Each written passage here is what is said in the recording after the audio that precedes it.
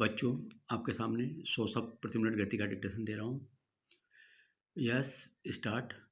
उत्तराखंड के चमोली जिले में ग्लेशियर टूटने से बाहरी तबाही जितनी दुखद है, उतनी ही चिंताजनक भी।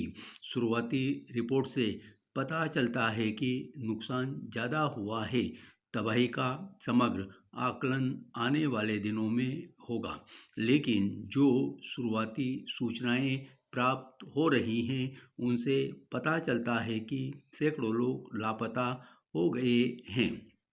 कितने बड़े इलाके को क्षति पहुंची है, इसका पता आने वाले 1-2 दिनों में ज़्यादा बेहतर ढंग से चलेगा। इस हादसे के चलते अलकनंदा और धौलीगंगा उफान पर है।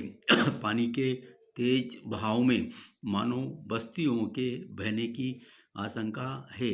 जिन इलाकों पर असर पड़ सकता है, उन्हें खाली कराया जा रहा है।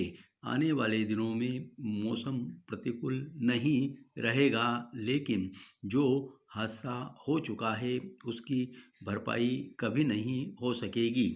बड़ा सवाल यह है कि क्या मौसम विभाग ने इस हादसे की पूर्व सूचना दी थी? अगर ऐसे हादसों की पूर्व सूचना नहीं मिल सकती, तो फिर बचाव के उपाय क्या हैं?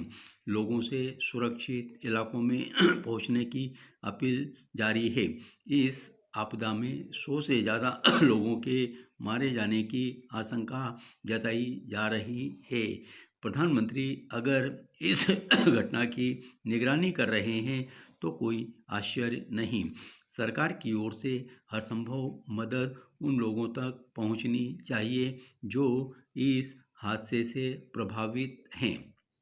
वैज्ञानिक इस हादसे की पड़ताल करेंगे, लेकिन इस हादसे से जुड़ी कुछ बातें बहुत स्पष्ट हैं।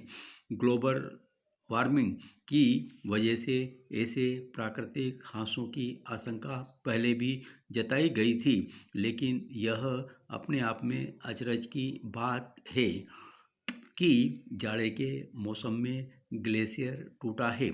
जब पहाड़ों पर कड़ाके की ठंड पड़ रही है, बर्फबारी का आलम है, तब ग्लेशियर का टूटना किसी गंभीर संकट का संकेत है।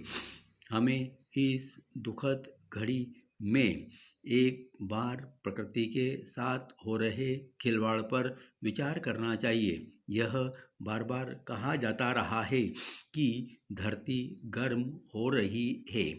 ग्रीन हाउस गैसों का बढ़ता उत्सर्जन हमें चुनौती दे रहा है।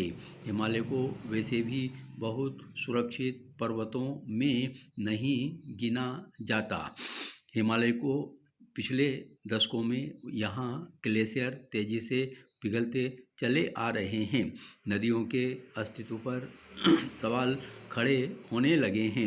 इसमें कोई शक नहीं कि ग्लेशियर को पिघलने से रोकने के लिए जितनी कोशिश होनी चाहिए नहीं हो पा रही है। इतना ही नहीं, पहाड़ों पर उत्खनन और कटाई का सिलसिला लगातार जारी है। पहाड़ों पर लगातार निर्माण और मूलभूत ढांचे जैसे सड़क सुविधा निर्माण से खतरा बढ़ता चला जा रहा है। बहुत दुर्गम जगहों पर मकान भवन निर्माण से जोखिम को बढ़ना तय है। जब पहाड़ों पर सुविधा बढ़ रही है, तब वहाँ रहने वाले लोगों की संख्या भी बढ़ रही है। हमने मैदानों का परिवेश बिगाड़ दिया है, तो लोग पहाड़ों पर बसने को लालायित है। इसका असर पहाड़ों पर साफ तौर पर दिखने लगा है। जहाँ पहाड़ों पर हरियाली हुआ करती थी, वहाँ कंक्रीट के जंगल नजर आने लगे हैं। नतीजा सामने है।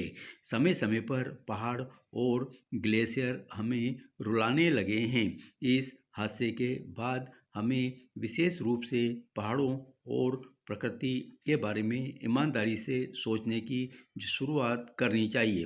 पर्यावरण रक्षा के नाम पर दिखावा अब छोड़ देना चाहिए। ग्लेशियर को बचाने के लिए ज़मीन पर उतरकर काम करना होगा, तभी हम ऐसे प्राकृतिक लेकिन दर्दनाक हादसों से बच सकेंगे।